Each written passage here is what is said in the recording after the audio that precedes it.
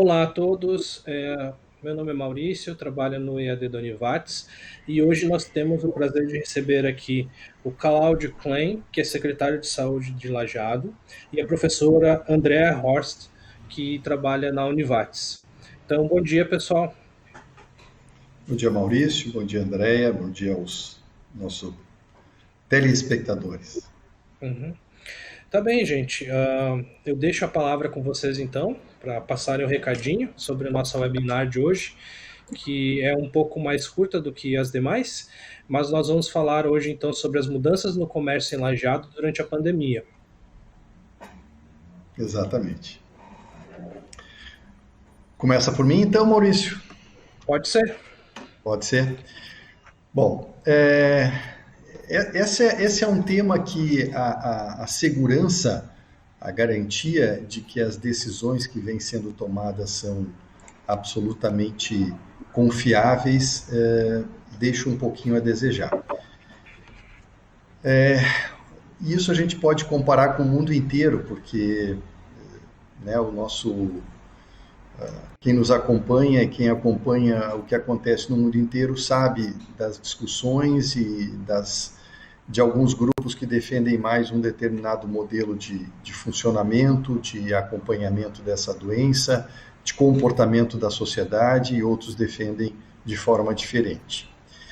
Bom, a Prefeitura de Lajeado, ela muito precocemente se organizou para o enfrentamento do Covid.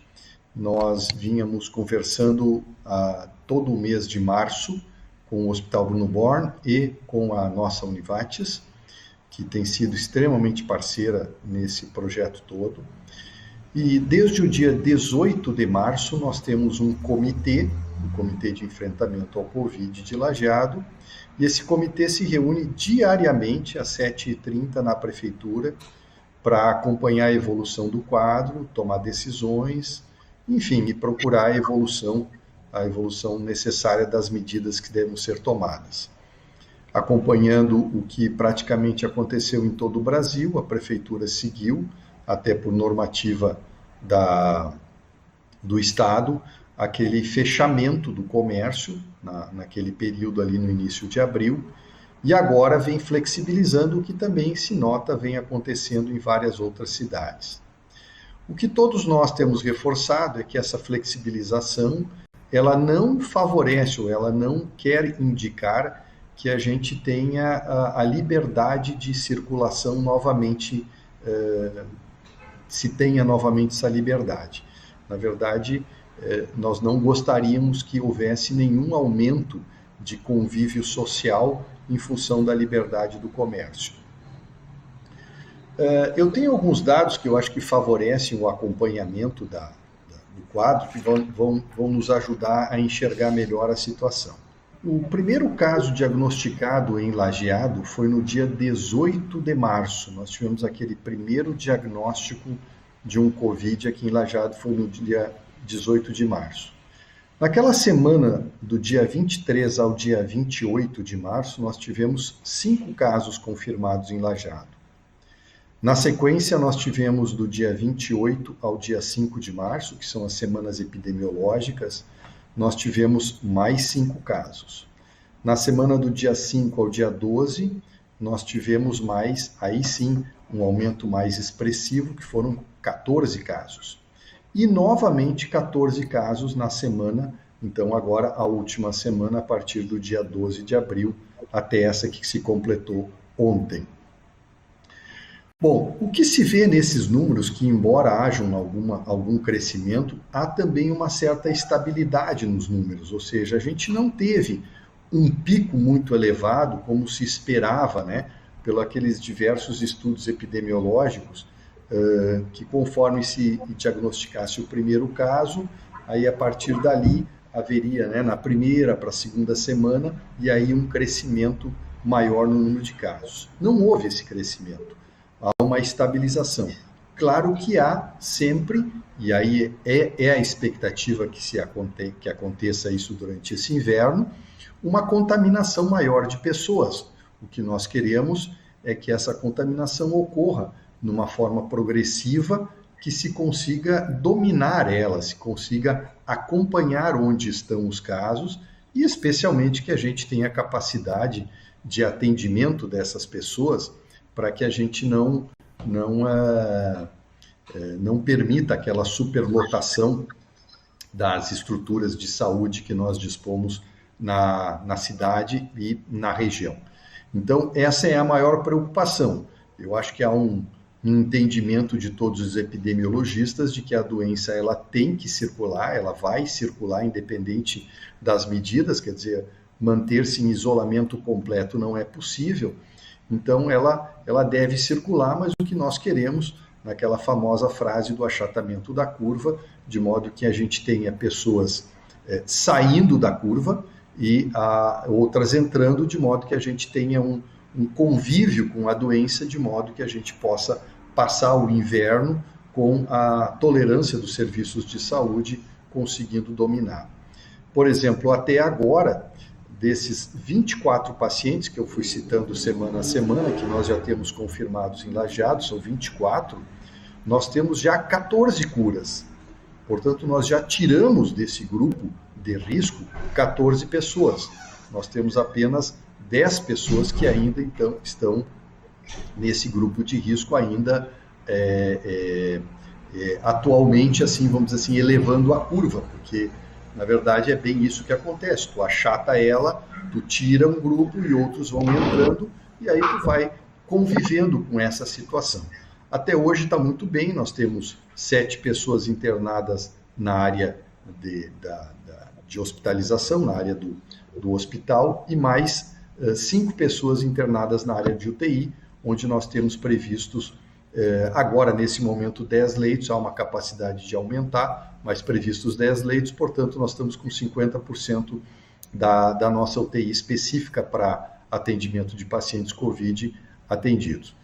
Então, em função de todas essas informações, o comitê ele deu o seu aval ao prefeito, assim como acho que vocês mesmos acompanham no estado inteiro e até no Brasil inteiro, a tendência de liberar um pouco mais a circulação das pessoas em função da liberação do comércio. O que nós queremos deixar claro, e aí insistir de novo nessa fala, é que ela não é uma representação de aglomeração, porque a transmissão se dá pela proximidade das pessoas.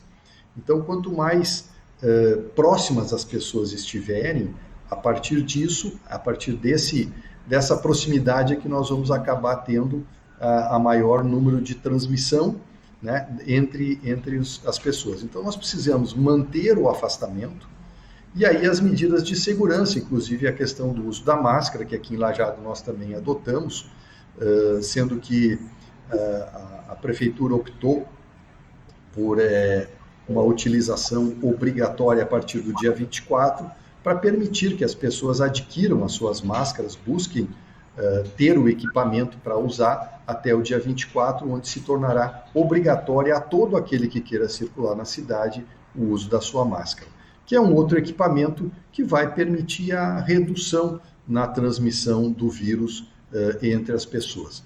Então, há uma tendência, assim, de uma pequena liberação em função de que há uma estabilidade, mas essa liberação não quer dizer que a gente está voltando a uma vida normal. Muito pelo contrário, nós continuamos com o vírus entre nós, o risco ainda é muito alto e nós estamos experimentando uma fase um pouco diferente, onde nós vamos conviver um pouco mais próximos, provavelmente os números vão aumentar. A nossa leitura hoje ainda no comitê era exatamente sobre isso. Nós vamos agora nos próximos dias, e especialmente isso pode ser marcado, foi a abertura do comércio na última sexta-feira, dia 18, aliás, dia 17, perdão, e daqui 2 semanas é que vão ter exatamente vamos ter a repercussão desses números para dizer assim, bom, exatamente o que aconteceu vai acontecer daqui 2 semanas. Então, vamos aí tateando um pouco, acompanhando as melhores informações que a gente tem disponível nos estudos epidemiológicos sobre a doença e tentarmos tomar as medidas mais seguras, mais confiáveis aí para a comunidade de Lajeado. Eu acho que de minha parte era isso aí, especialmente para o ouvinte nos acompanhar e entender um pouco o raciocínio que a gente segue para permitir, enfim, as medidas que estão sendo tomadas. Bom dia a todos, então.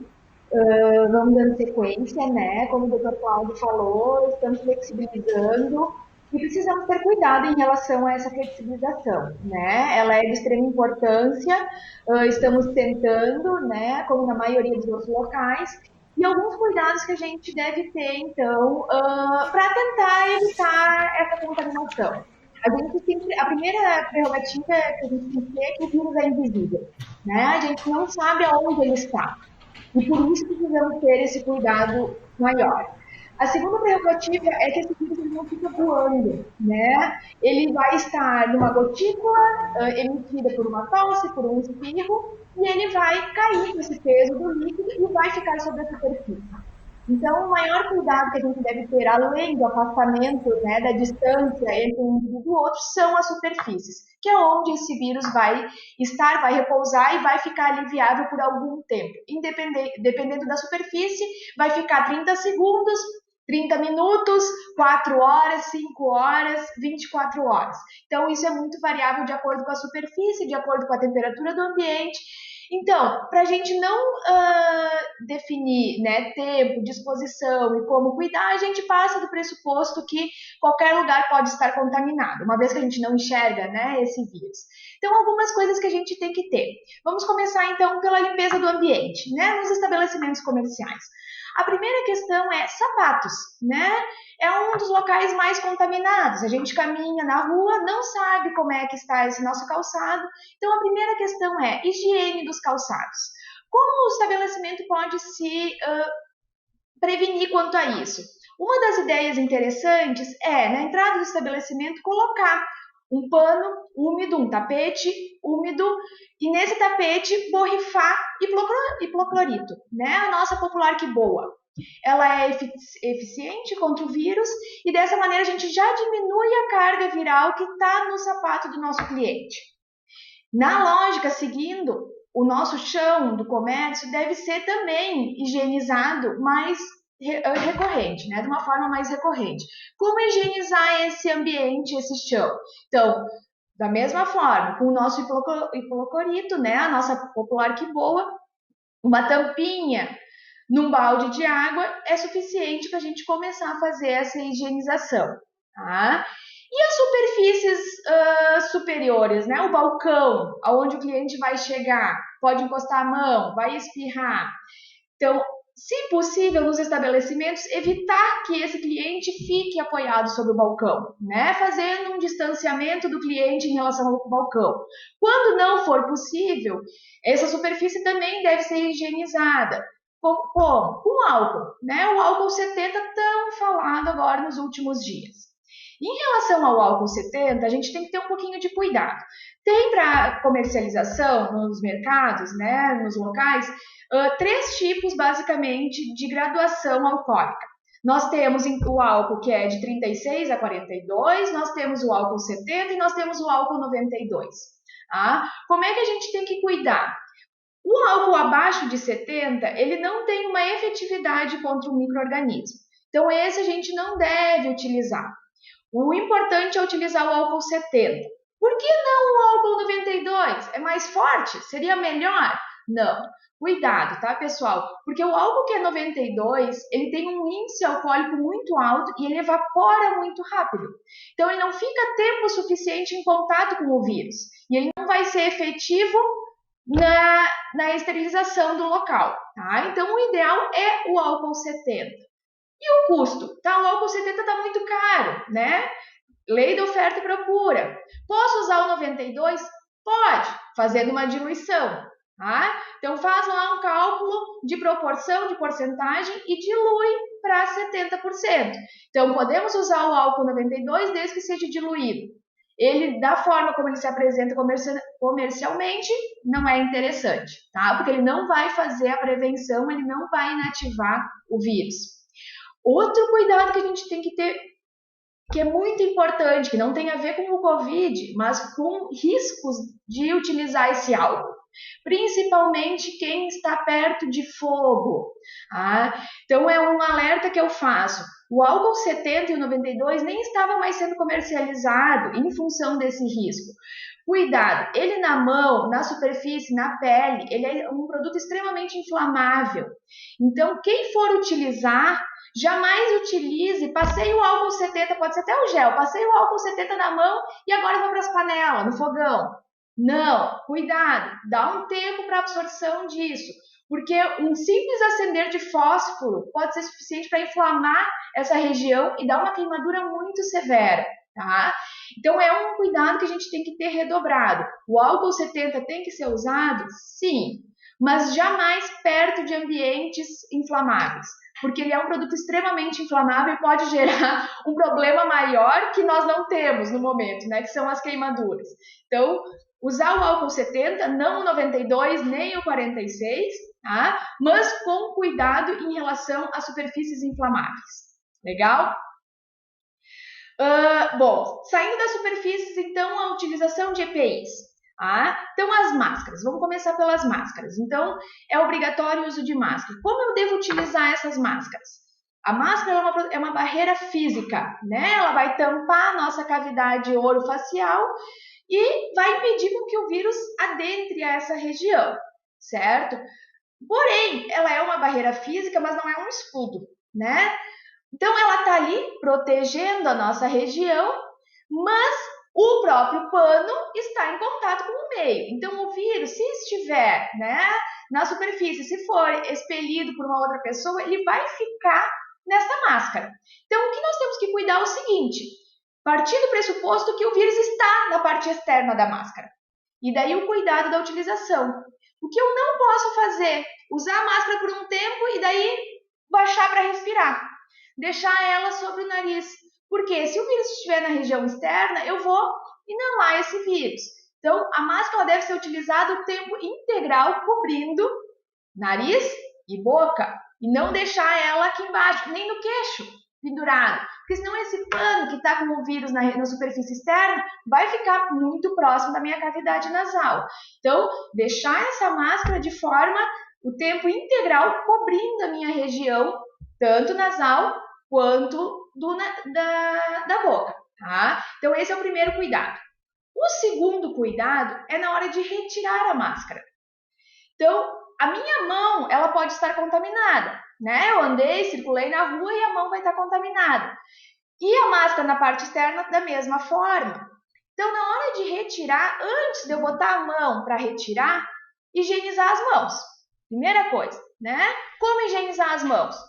Meu sabão, né? Se eu não tiver sabão, o álcool gel. Então, higienizar as mãos e daí fazer a retirada da máscara. Nunca fazer a retirada da máscara colocando a mão sobre o nariz. Porque se ainda ficou algum resquício, eu corro o risco de me contaminar. Então, pelas laterais, pelo elástico, né? Fazer a retirada desta máscara. Pronto, larguei, terminei de utilizar a máscara.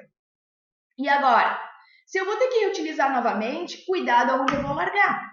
Não posso, né? Tô lá no comércio, trabalhando, atendendo. Vou retirar a máscara para tomar um copo de água. Largo em cima de uma superfície que está contaminada. Então, a superfície que eu vou largar também eu tenho que cuidar. Não adianta eu colocar em qualquer lugar e depois colocar de volta. Vai ficar muito próximo do meu nariz, certo? Então, são pequenos detalhes simples que a gente vai ter que ir criando o hábito de cuidar. A maneira mais fácil, como a gente não enxerga, é partir do pressuposto que está contaminado. E daí eu vou pensar antes de fazer, certo? Depois que eu utilizei durante o dia a higienização dessa máscara, tem máscaras que são descartáveis, né? E tem máscaras que são laváveis. Como é que acontece a higienização? Sabão. O sabão é suficiente para higienizar. Se eu usar um sabão, se eu lavar ela, é suficiente. Então, a higienização da máscara diariamente também é importante, tá, pessoal? Então, a gente recomenda que não se utilize as nossas máscaras de hospitais, né, as cirúrgicas, está aparecendo tanto a N95, que é aquela máscara azul, ela está em falta no mercado. Então, se a gente começar a utilizar no dia a dia, vai faltar para os nossos profissionais que estão atendendo, né, os profissionais da saúde, da linha de frente. Então, a máscara de algodão, a máscara de pano, ela é mais do que suficiente. Ela faz essa barreira. Tá? E eu posso lavar ela no final do dia e reutilizar no dia seguinte. Então, eu não preciso ter 30 máscaras, um dia para cada, né, uma máscara para cada dia de trabalho. Basta que eu faça essa higienização no dia seguinte. Tá? Então, a máscara de algodão ela pode ser lavada e pode ser reutilizada, desde que esteja íntegro o tecido. Então, isso também a gente consegue visualizar, né? Ele não pode ser um tecido fino que vai começar a abrir poros, vai começar a rasgar. Então, só cuidar a questão do tecido, da integridade do tecido. Estando íntegro o tecido, posso ir lavando e reutilizando, certo? E as luvas? O pessoal alguns estão utilizando luvas, essas luvas de procedimento. Como a gente utiliza essas luvas? Como eu devo proceder? A luva também é uma barreira física, igual a máscara.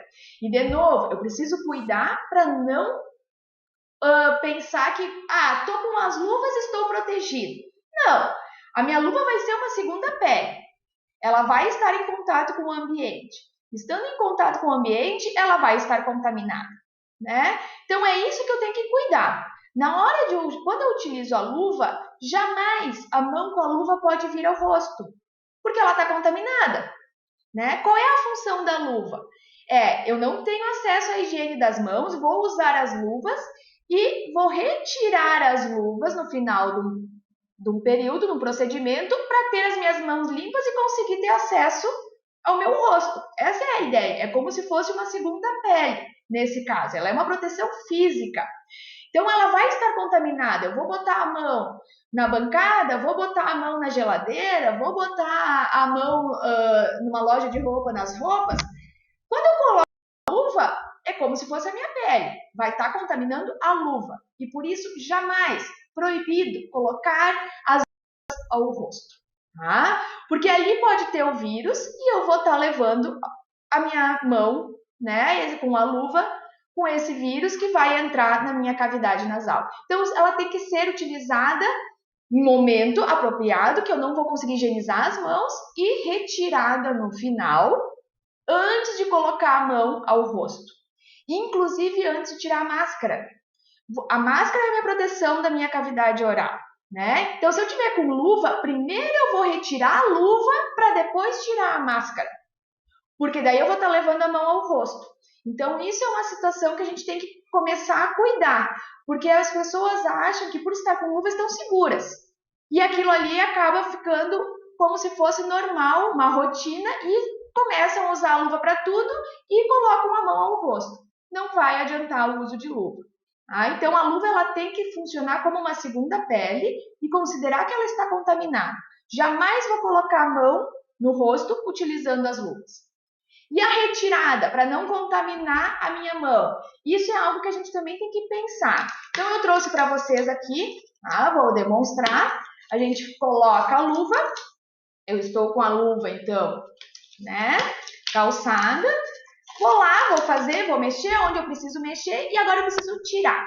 Eu não posso encostar em momento algum a minha luva na minha pele, porque daí eu vou estar contaminando o meu corpo e depois vou levar no rosto e vou me contaminar. Então, eu preciso tirar as luvas de forma a não encostar a parte externa da luva em mim. Como é que eu faço? O primeiro par, eu vou pegar pelo meio, porque essa mão está contaminada. Vou pegar pelo meio e vou fazer a retirada. Vou tirar. Não encostei a minha mão na parte externa da luva. Agora a minha mão está limpa. Como é que eu vou tirar a segunda luva? Se eu encostar nesta mão, vai contaminar a minha mão limpa. Então, o segundo par de luva, eu continuo segurando aqui. Eu vou por dentro, aqui perto do meu pulso. E daí eu vou botar a mão dentro da luva, em local que não está contaminado. E daí eu vou retirar. E eu não encostei novamente na luva. E as minhas duas mãos estão limpas e eu posso descartar. Ainda é recomendado que, se possível, eu faça a higiene das mãos. Então, mesmo após a retirada da luva, eu devo ir lá lavar minha mão com sabão ou passar o álcool 70, para garantir que a minha mão esteja limpa antes, então, de encostar no rosto. Tá? Então, o cuidado que a gente tem que sempre ter é o rosto. O vírus ele não entra pela pele, ele não entra pela mão, ele vai entrar pelas mucosas. Então, é isso que eu tenho que cuidar. Se eu não encostar nas minhas cavidades com a mão contaminada, o vírus não entra. E eu não vou adquirir a doença, né? Desenvolver a patologia. Então, esse é o princípio de tudo. O vírus não passa pela pele. Se eu não encostar, eu não me contamino.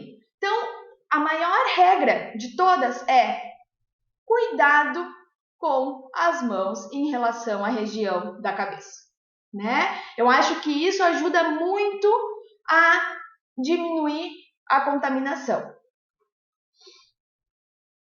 Eu acho que, né, de minha parte seria isso. Se alguém tiver alguma dúvida, então estou à disposição. Então, o álcool combustível, ele é um álcool de uma titulação um pouco maior, ele não é 70%.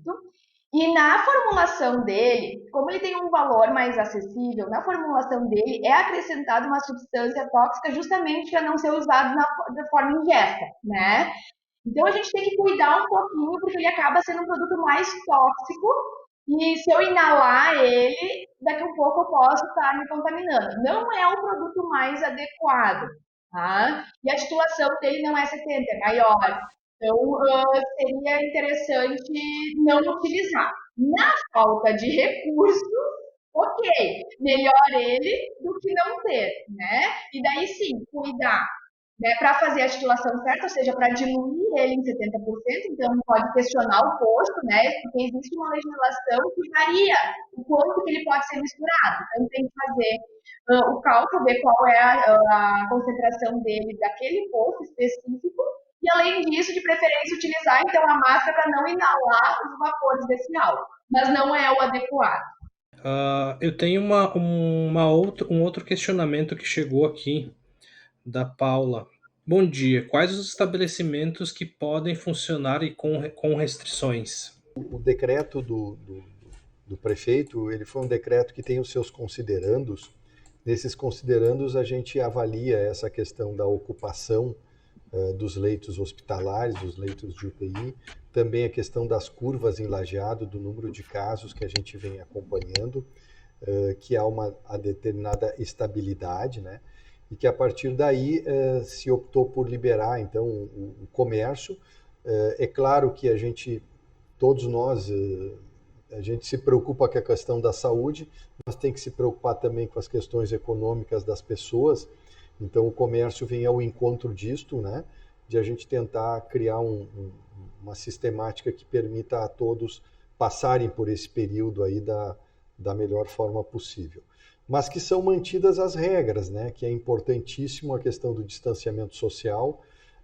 Essa questão da liberação do comércio não indica, não sugere que a gente venha a liberar a circulação, que se aumente o encontro de pessoas, e que a gente deve sim manter muito, insistentemente, talvez até ser ainda mais rigoroso nessa questão do distanciamento social, para que a gente não tenha a chance de disseminar de forma exagerada e ter que voltar atrás a todas essas medidas que são tomadas. Eu falei também um pouquinho sobre o que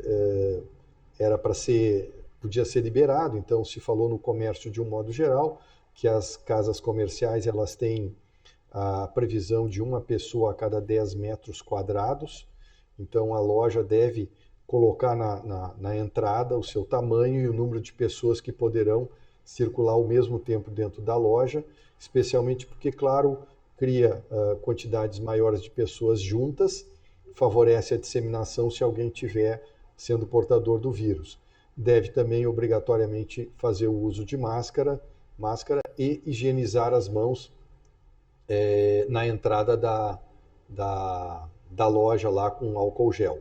Também se recomenda que aquelas pessoas então que não estão aptas, às vezes há uma reclamação, poxa, mas eu vou ficar aqui fora, vou ficar com mais gente. Bom, mas pelo menos no lado de fora se insiste na questão do distanciamento, e lá fora sempre existe uma aeração, né?